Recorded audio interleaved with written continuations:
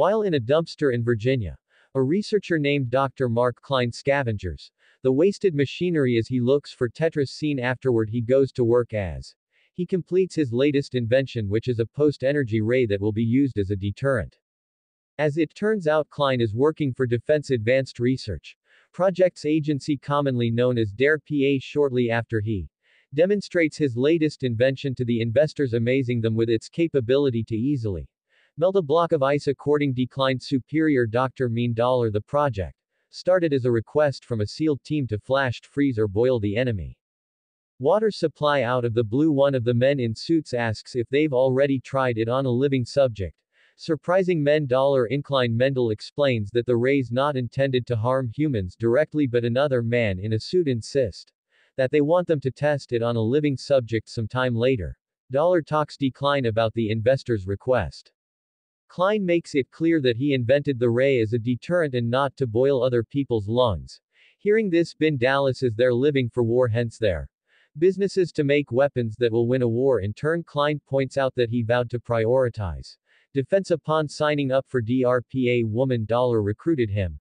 However, Men Dollar says that they work for the government, so they need to do what is asked of them to do at this time.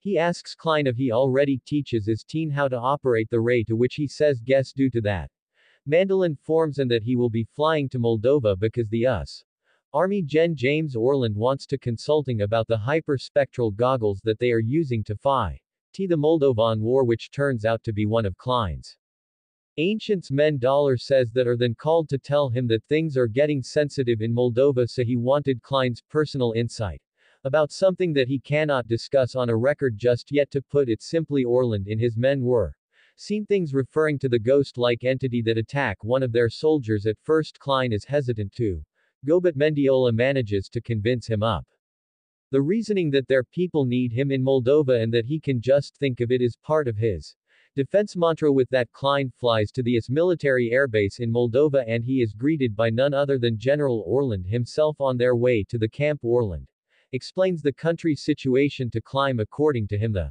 insurgency is mostly remnants of the military dictatorship that was running the country at about 2 months ago. Due to that, they are popular support from the north of Moldova in here in the capital also is the reason why their forces are well trained and are also threatening to turn the whole thing into a civil war. Then states that Russia once held Moldova, but it became independent and is now struggling internally. In short, the US military have to think about two factions in this war. On one hand, they have the insurgents who are very dangerous, while in the other hand there are the civilians demanding a new government. But despite the complicated as of the current situation of the country, or early can confidently say that they can handle it. However, what they cannot handle is the thing that Klein's hyperspace your goggles caught, pointing out that it's a whole new deal for them. For that reason he is not yet reporting it to the higher commands because he wants to be certain first about what he's going to say to them.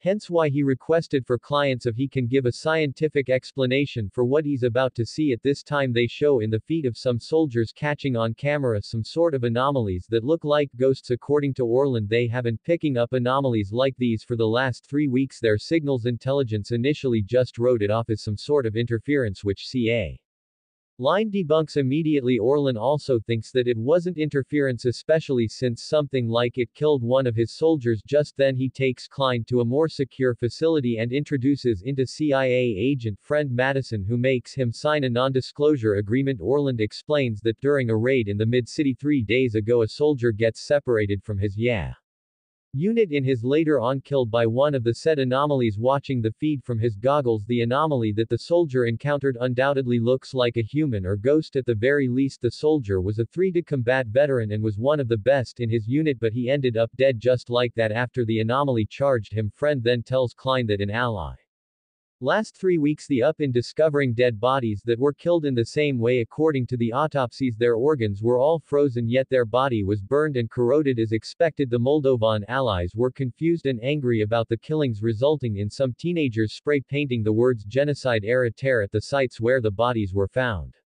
Klein asks what is Arrêter in France says that it's a local myth meaning the ghost of war. She points out that the people are very superstitious as they think that the horrors of war brought up something unnatural, hence the existence of the anomalies which they believe were ghosts, but they cannot just rely on superstitions and put it on their report, so they ask Klein what he thinks about these anomalies. Unfortunately he doesn't have any ideas yet, stating that he needs the records and more time to study them. However, Friend declines his request, declaring that they need his assessment now. In this sense, Klein questions what is their working theory about it, to which Friend answers that the CIA believes that it's some sort of cloaking technology and show short an insurgent soldier wearing an active camouflage. Hearing this, Klein says it is impossible, especially for a country like Moldova. He also reasons that even them in DSPA is not yet close to making a prototype cloaking technology. In turn, Friend says that the CIA has intel the groups in Europe and Asia could be working in active camouflage.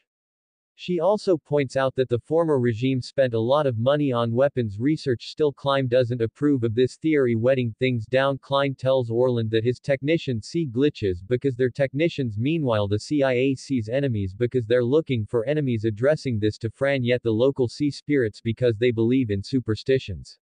It's Klein expresses that everyone has their biases in this matter, so it is his job to prove which of the theories is true, but they are lacking data to support any of them. Because of that, he asks Orland to put him on the field. He had a better shot at the anomalies. Luckily, he brings with him a hyperspectral camera, a bigger and better version of its hyperspectral goggles. With that, they can pick up any anomaly in the area and will have a clear shot at it. Thinking about it all, and approves of his request to go to the field, and says that he can finally go back to Virginia once he gets him a kill shot of those anomalies. After a while, Klein starts mounting the hyperspectral camera into one of the trucks. This gets the attention of some of the soldiers and they are not happy. Decline his chain during a high-caliber gun into a camera. Surgeon Toll in the other start intimidating Klein, saying that the truck saved their lives many times just for him to put up a camera onto it in the middle of the war. Luckily, Captain Cabrera, a friend of Klein, shows up to ease the tension. He tells his soldiers to calm down and give some respect. Decline because he's actually the one, if not one of the people that invented many of the gears that saved their lives, just like the truck and the thin-weight Kevlar body stocking that they're wearing in combat. Shortly, Major Sessions arrives and Cabrera introduces into Klein. Sessions then tells Klein that his camera should work better this time because he doesn't want to lose another man in the field because of those anomalies again. The following day, Cabrera briefs the soldiers Klein and Fran of their mission. According to him, the Utah team left for a recon mission to due or less to yesterday when they got attacked by the insurgents. Based on their last known location, they think that what's left of the team is currently hiding in a 5-story building in the town. However, the challenge is that they will be entering an insurgent hell. The area so will be dangerous and fighting is inevitable. Also, aside from the threat posed by the insurgency, there are reports that they detected what they're now calling hyperspectral anomalies. Their mission is quick extraction, but they are allowed to engage humans and animals if the situation requires it. Toll asked how they can neutralize the anomalies if they don't actually know what it is. Friend then in sharing with the team that they could be the insurgent soldiers wearing active camouflage, so she wants to take their technology as less damage as it could be, reminding them to be precise with their shots. With that, the Dagger Team 1 rolls out. Some time later, they reach the target building with no hassle and no attack at all. Wearing their hyperspectral goggles, the soldiers cautiously move inside the building to rescue what's left of Utah team. At first everything was going well aside from the fact that they were discovering bodies left and right, both insurgents and as soldiers. Then they finally find a survivor of Utah team hiding under a bathtub, but he is so scared and paranoid. Asking him about his team, the surgeon just says that they're all dead as the anomalies got to the first, and just as the others find the dead bodies of the Utah team, the anomalies start appearing and attacking. Dagger Team 1 try to fight back with their bullets just go through the anomalies, proving it to be useless against them. Due to that, they have no other choice but to retreat, running away defenseless from the anomalies as they kill them one by one. Acting quickly, Klein gets on top of the truck to maneuver the camera and get a clear shot of an anomaly. At the same time, Cumbre charges with a rocket launcher and attacks the anomaly, but it's still ineffective against it. Unfortunately, Cabrera meters, and as the anomaly attacks in incline, witnesses it as it happens right in front of him. Captain and most of their team dead. The remaining soldiers start retreating back to base, but to make matters worse their trucks get caught in land mines. Most of them except the surgeon from the Utah teams in the drivers survive, yet the vehicles are now useless if they settle in a nearby factory there. Everyone starts freaking out as to how they can deal with the anomalies, especially so.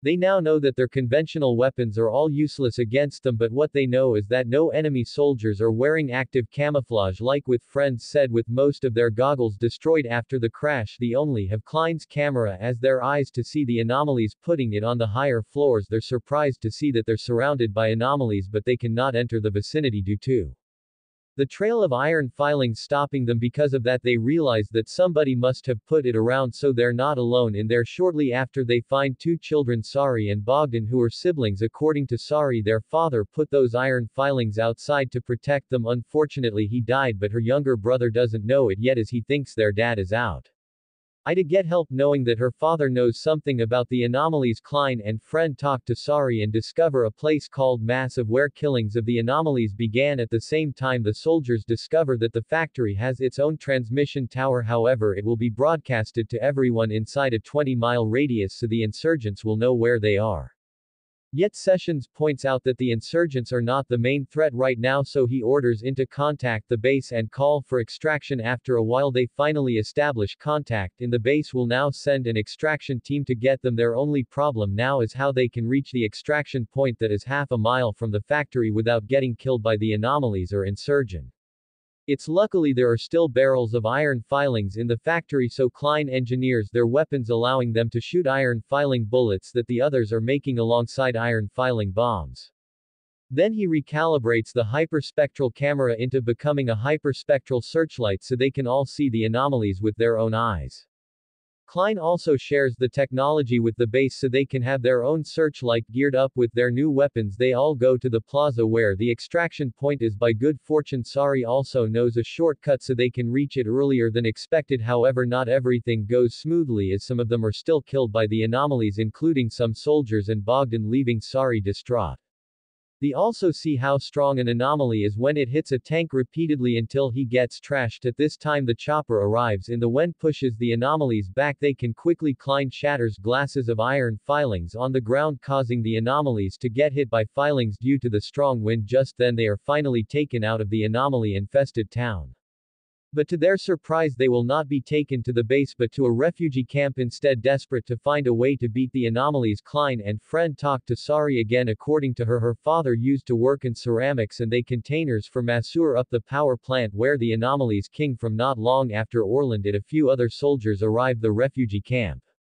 Looking defeated, it turns out the base was overrun by anomalies as well, leaving only Orland and a few soldiers alive.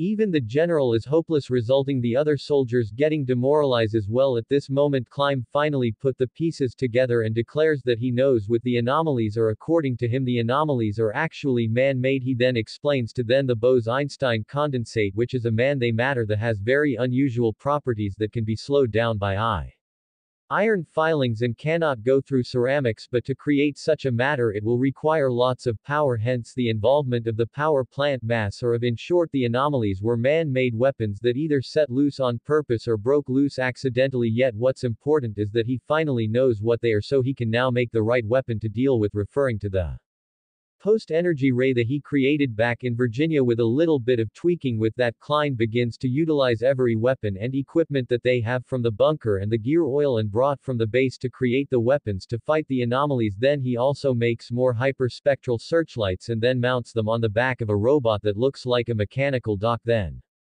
next day the soldiers go to the power plant. Masur have had an attempt to put an end to the anomalies. Upon landing, the anomalies start appearing immediately, so they test their new weapons against them. Fortunately it is proven effective this time, so the soldiers keep the fight outside, allowing Klein, friend Toll and Alessio to infiltrate the power plant to find the source. However, they get attacked by anomalies as well, causing Klein and Fran to get separated from the soldiers. Luckily they manage to find the source and discover that the scientists that were working for the form A regime were scanning humans on a molecular level, then they use an advanced 3D printing system to replicate them in condensate for at this time they see where the scientists are keeping the anomalies with some of the cage is broken, meaning that they got are accidentally or the battle outside turns bad for the soldiers as the anomalies start to overwhelm them. Climb begins to add debate the failsafe system to make matters worse. More anomalies are starting to break out of their cage, so Fran has to protect Climb from them. And just as they are about to lose, Klein finally deactivate the anomaly's apparitions and save the lives of the soldiers. Afterward, Klein and Fran discover the source of the anomalies, which are actual human brains and peripheral nervous systems, meaning that those anomalies were actually conscious and somehow life, wanting to let the poor test subjects go to rest. Klein and Fran plug their machines, giving them peace at last. After everything is done, they go back to the refugee camp and are treated medically. Some time later, Klein asks Fran about the new survey teams that he notices. According to France, they are going back to Missouri to tear it apart piece by piece in hopes of getting something out of the research done there and using it for the US military's benefit. Along with the teams coming back, his Dagger team on of Sessions, Tall and Alessio, the actually one, inclined to come with them, but Friend knows he doesn't want to, so she didn't bother to ask, to which Klein agrees. After a while, Fran Orland and Suri see him before going with Sari, thanking him for giving justice to her father and brother by putting an end to the anomalies. The movie ends with Klein boarding the plane back to Virginia. Spectral